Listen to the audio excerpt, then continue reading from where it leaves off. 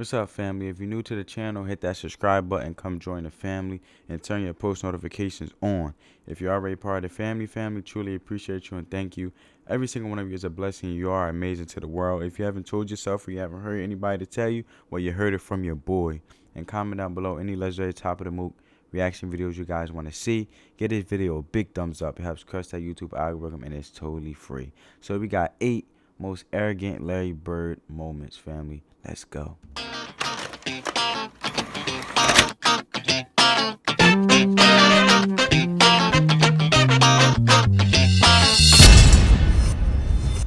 That's about time machine.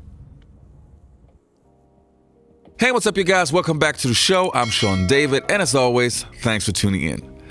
If you talk to NBA legends about the best trash talkers who ever played in the NBA, you can be pretty certain that Larry Bird's name gets mentioned quite a few times. The crazy thing was, that guy was not only super confident, but sometimes even arrogant.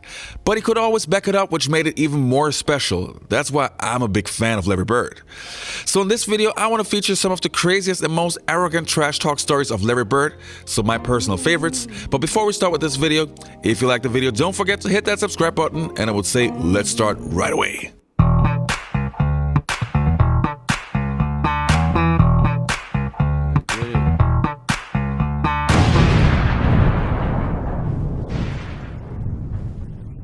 So, number 1, super cold Larry Bird. Even a Larry Bird can have an off night, not performing on the highest standard, missing shots, not playing well in general. But where other players would stop to shoot, Larry Bird has a different kind of approach. We're playing Phoenix and we're way ahead, okay? When we're down in the old Saddle Dome that they had outside. Right. And Larry, we're playing good as a team. Larry has the worst fourth quarter known to man. I mean, he's throwing the ball to the other team. I'm like, good Lord, we had like a 15-point lead. Next thing you know, we're down 2. And I'm like, oh, how in the world are we going to lose this game? And Larry says, I'm going to bust the play. I'm going to shoot a 3. And I'm like, Birdie, it's just getting to overtime. I'm going to Robert. Robert, we need to get into overtime, man. Try to get this ship right because we're sinking, man. So, Larry not only tells me that, he walked by the bench and says, typical Birdie, just real slow, fixing to bust a 3 on your guys and go home. And so he breaks the play. Maxwell waits. Maxwell gets it to Bird. Bird turns and shoots, and Larry hits it. He looks at the bench and goes, told you so. That was Birdie. And he had the confidence. Man, that dude had so much confidence. He talked to the coaches. He talked to everybody. He was talking trash all the time, man. But fun. Great competitor, man. Number 2, ball in the butt. You would think that great players would be afraid of trash talking other great players. You don't want to get Why, boy? That's competition. That's part of being competitive. them heated up and stuff. Well, not Larry Bird. You guys remember Brett Doherty, one of the best centers of the 1980s, playing for the Cleveland Cavaliers? Well, he had a pretty interesting story to say. Brad Daugherty told me this story when he was like second year in the league and they were in the playoffs against the Celtics. Down 1, Larry Bird catches the ball in the deep corner and he steps back for a 3. And before he takes the 3, he's like, oh wow, he's going for the win. He's not going for the tie. And so Brad Daugherty runs out and he head fakes him. And as he head fakes him, now it's 3-2, he hits him on the butt with the ball. And then he shoots it at the buzzer. And the confidence that hit What happened to my guy hair? him on the butt as he flew by him trying to block a shot, I'm like, there's no more confidence. Number 3, who comes in second? I guess that has to be one of the most iconic Larry Bird stories. But with other stories where you just have one witness, with that one, many people were present and many people say the same thing. So crazy story. You guys listen up. Let's check the clip. The following season, he won the contest again, and he didn't even... He knew exactly what the score was. He knew that ball was going to win the competition for him, and it's almost like he did it in dramatic fashion just to make it more fun. He knew it when he let it go and was headed. Yeah, you know when you're doing something you love, when you just having fun. You know what I'm saying? The Tampon boys over there getting all uptight and they feelings, no competitive, no competition. They just in their feelings, they in their emotions. You know what I'm saying? They in they panties too tight. You know what I'm saying? Tampon boys, you know, you get it. Y'all get the picture, family. For the winner's circle. Did you really say that? Who's playing for second? Yeah, I did. I felt so bad because I didn't realize there's so much tension on it. I'm out there every day in front. Got to add, man. But you already know. You already know Larry Bird gonna say, well, man, he first. Gives you access to From these fans, and Who were some you of know, the I didn't guys? know Who if- were some of the guys in the competition at that time when you walked in? Who was in that field? You know, I Come on, I think coach. it You was know. Dale. No, I don't really remember. Number 4, the left-handed game. That is actually one of the craziest stories I've ever heard in my entire life. You know, as a professional, you should be able to shoot with the right hand and dribble the ball with the right and the left hand, so being both-handed. But Larry Bird took that theory to a different level. That guy got so bored that he said he would play an entire game with his left hand, or at least 3/4, and still perform on the craziest level. Yeah, At the end of that means you ain't got no competition out there. one of the trips, he had accomplished every goal. We hadn't lost a game on the trip. And Larry told all of us players and the media too, we were all standing around waiting to leave. He said, tomorrow night's the last game of the trip. I'm going to play this one left-handed at least through 3/4. What a performance by Bird! And at the end of 3/4, the next night in Portland against poor Jerome Kersey, he had 27 points. The game's so boring and so uncompetitive to him that my man is over here setting self-challenges just for the fun of it, literally. Not when you bored with something, you just like, I'm just giving myself a little challenge just to, you know, get the good out of this boredom. Left-handed, and it was a remarkable performance. Next on my list, number 5, heat check / coach's lap. That has to be my favorite Larry Bird story of all time. That is not only arrogant, that is just on a different kind of level. I think that probably has to be the most arrogant story that ever happened in the NBA. And who did it? Well, Larry Bird. He saw Dominique, this up-and-coming player, and he just tortured him mentally that game. He tortured all of them. It's crazy because this generation nowadays, they will fade away from the player. He literally fades into the player. Like, he fades away, but he still fades face to face, if you get what I'm saying, in the same direction in which they're defending.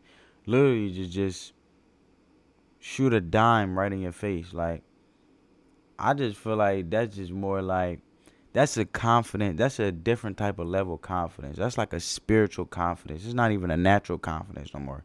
It's a confidence that's over top of the roof. Like, I'm just shoot this in your face, and you ain't gonna do nothing about it, because it's about to go straight in your mitt. You know what I'm saying? He was calling shots off the glass. Who's next? Yo, he still looked the same, Doc Rivers. Where do you want this one from? And he just made one after another. When he got to about the 55th point, you knew it was something special. Even as a player, and that usually doesn't happen, but we're down so much at the time. You had time to realize the game. His last shot, he said, in the trainer's lap, coming down the court, which meant it was going to be a 3 and it was going to be off of these. And then he said, who wants it? And I think Ricky Brown, I'm not for sure who it was, ran out after him. And he shot this high rainbow. It goes in. Ricky. Why would you embarrass yourself? And I say embarrass. I can't even get out, because the simple fact is, why would you do that to yourself? Shouldn't even been a thought. Just like I couldn't even get the word out to even say embarrassed, but I had the thought was just wrong of even saying embarrassed. So I said embarrass. Literally misinterpreting what I'm like, misspeaking what I'm saying, because the simple fact is that thought should never even came about, because my man should never been embarrassed. You know what I mean? Into him and accidentally knocks him on our trainer's lap. So it was exactly what he said. It was an accident, but it was almost fate. And they show a shot of our bench. Cliff Livingston and Eddie Johnson are standing up giving each other high fives. Number 6, you should have gone for 60. So we've just witnessed the game of the Boston Celtics versus the Atlanta Hawks, so Larry Bird's 60-point game. That game was crazy on so many levels, but what is even crazier, a few days prior, Kevin McHale broke the franchise record, which was, I think, 56 for the Boston Celtics. You know what? Just roll the clip, because you got to listen to that for yourself. We do have video of this. It lasted about 9 days, as a matter of fact. Yes, it did. This was me getting 56er against Detroit. That's something you don't see often right there, was a skinny Quinn Buckman. And there I go, getting 56, feeling pretty good about myself. And it was 9 days later. As a matter of fact, towards the end of the game, Larry came up to me and said, I said, I'm going to come out. It was a minute and a half. This guy? Well, I figured he played, but he seems so dull. Like, he just be calm. He always coaching the Rockets. He seems just so, like, You know what I'm saying? Like an inflatable balloon, just dull. Like, you know, sorry to judge, but I would never think. See, that's how you know I need to catch up on my basketball schooling. See, I'm a Kobe fan. 2 minutes ago in the game, Larry says, "Were you crazy?" I said, "Nah, I'm had enough, man. We're ahead." And he goes, "If I get that hot, I'm not stopping." Well, 9 days later, he got that hot. I said, "You stopping?" He said, "Nah." Number 7, X-Men Down. If you are a fan of the 1980s, then of course you remember Xavier McDaniel, one of the toughest guys in the entire NBA. One of the few guys you didn't want to mess with because that guy was not only talk, that guy was the real deal. But Larry Bird still didn't care. Check this one out. They called a timeout. He said, "You know I'm going to get it." And I said, "I know, I'm going to be waiting." And during the timeout, I'm going through a play, and I said, "All right, this is what we're going to run. All right, then you got the ball, you go over here, and you pass to Kevin, then you go to the corner, then Robert, you come over." Then about that time, Larry steps in and says, "Coach, why don't you just give me the ball and tell everybody to get out of the way?" Now, after the timeout, we walk back on the court, and Larry's going down to his position, so he tells Xavier, he says, "I'm getting the ball." Yeah, he said, "I'm going to get it right here. I'm going to shoot it right in your face." 10 seconds. 5, and Bird has the basketball. Look out. 2 seconds on the clock. And, you know, he was like, "I didn't mean to leave 2 seconds on the clock." Look at it there. He got an apple here. Look. Look out. 2 seconds on the clock. Yeah, look at this. Look at the cantaloupe. And, you know, he was like, "I didn't mean to leave 2 seconds on the clock." I walked back to the sideline like, damn. Larry Bird, just phenomenal the way that he will contribute in the clutch time. All right, number 8 is a bonus. I hope you enjoyed the video. I'll see you next time and enjoy. There's the play of the game right there. Larry used to come in the locker rooms. He'd be getting his ankles taped, and he'd say, you know, "Hey, ball boy, run in and go find the scoring record in this building." You know, he needed those kind of challenges. Anybody better than Larry Bird? No, Larry's probably the best trash talker. And you know the best thing about Larry now? He's so buttoned down now. He's just like, "I didn't do that." I said, "Man, that guy lies. He was the best trash talker." And he denies everything. Now he's so calm. You wouldn't think, but hey, back then that's a different story. You know what I'm saying? When you in a game, now his time is done. He realized that now he chilling. But anyway, guys, I hope you guys enjoyed this video. Make sure y'all spread that peace, love, and positivity. Peace, family.